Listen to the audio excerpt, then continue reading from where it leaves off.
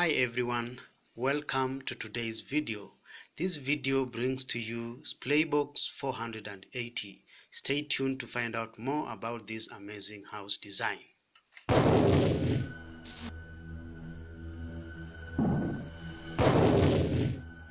Good, welcome back. So this video brings to you SPLAYBOX 480. This is a modern shipping container house designed using one 20-foot and another 40-foot shipping containers placed together to create a 480 plus square feet house. This video covers a complete presentation of dimension drawings, a cost estimate checklist, 3D floor plans, and full color pictures you can download for free to use on your own shipping container house project. Watch to the end of the video for the link to download the floor plans and a cost estimate checklist to guide you on your container house project. We post weekly videos featuring custom designed shipping container homes and reviews of house designs from around the world. Feel free to subscribe to our channel for our inspiring weekly videos on amazing design ideas. Thank you, and let's get started. So to start us off, we first look at the design concept. So as I indicated, this is a shipping container house designed using two shipping containers. These are one 40-foot shipping container and a 20-foot shipping container, and they are all high cube containers and preferably a one-trip container.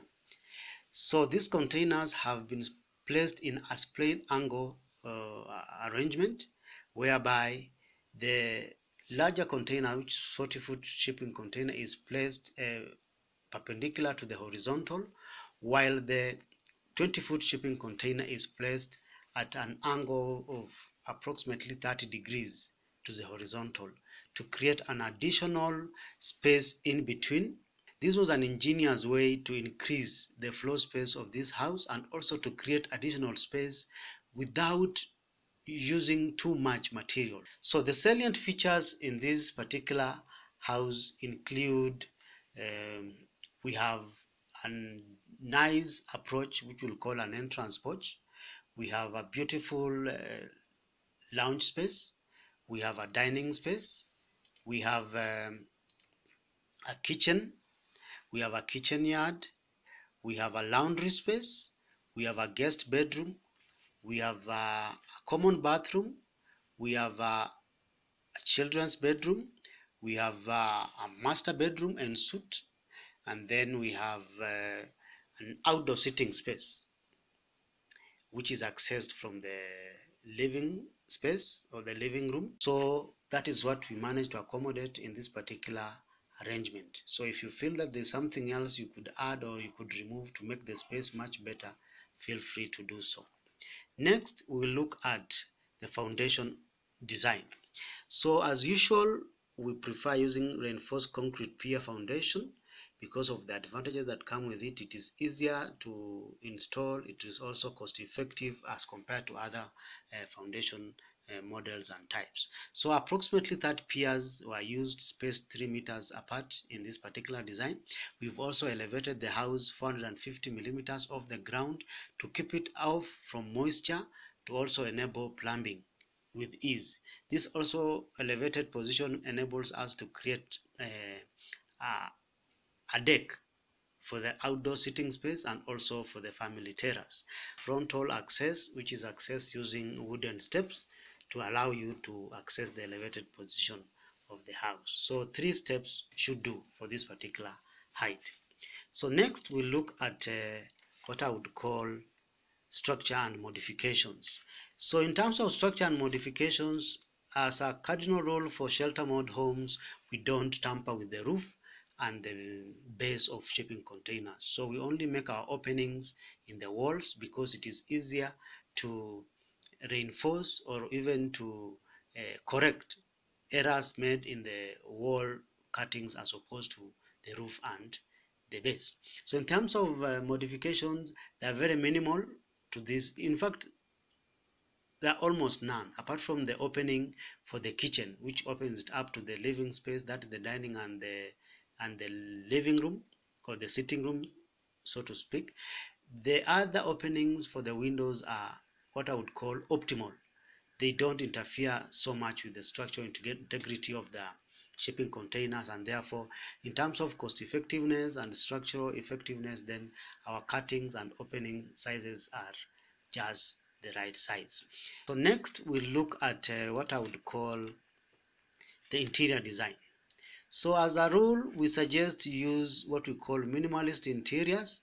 This will enable you to avoid unnecessary clutter. Now that the shipping containers themselves, they have a limited interior space. So when you clutter it up with furniture, then it beats the entire purpose of sustainability. So multifunctional transformative furniture, you can try them out so that you can use them during the day and also during the night to serve different purposes. Yeah, light colored finishes for the interiors would work for you to make the space look slightly bigger than it is, because they create a receding environment. Yeah, we also would suggest use similar materials for the kitchen backsplash and also for the bathroom walls, so that at least you create a similarity in terms of space continuity. This tries to tie up the entire house and also create a unison in terms of design for the spaces. Sustainable materials such as bamboo can also be used if you are an environmental conscious person, and then also adopt adequate daylighting for maximum use of natural lighting during the day to at least reduce on lighting costs. So next we'll look at what I would call outdoor seating and also exterior design. So in this particular case, we have provided a nice entrance deck, which are also used for some sitting area. We also have a nice well covered family terrace at the back of the building. This is accessed from the living room, and therefore it's just basically an extension of the interiors outdoors. The good thing of creating outdoor sitting spaces for container houses, it allows you to extend the rather minimal space on the interior or inside a shipping container.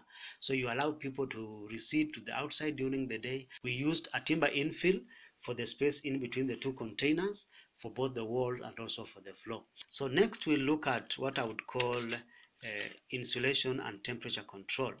As usual, we suggest that you choose the type of insulation for your shipping container house depending on the climate of where you live or where you intend to build.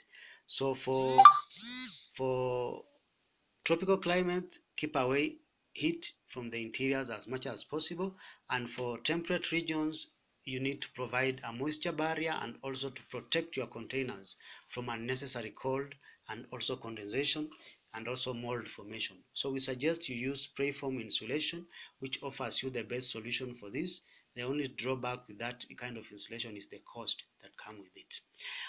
You also would suggest to use a reflective material for the roof. In this particular case, the space in between the two containers is roofed with the corrugated steel, and is also elevated off the other two container roofs, whereby at least it creates an elevated environment to allow for cross ventilation. You can try out clear story lighting for that elevated height, or you just create ventilations to at least allow cross ventilation and also to reduce the ability to accumulate heat inside the house, especially for the tropical climate.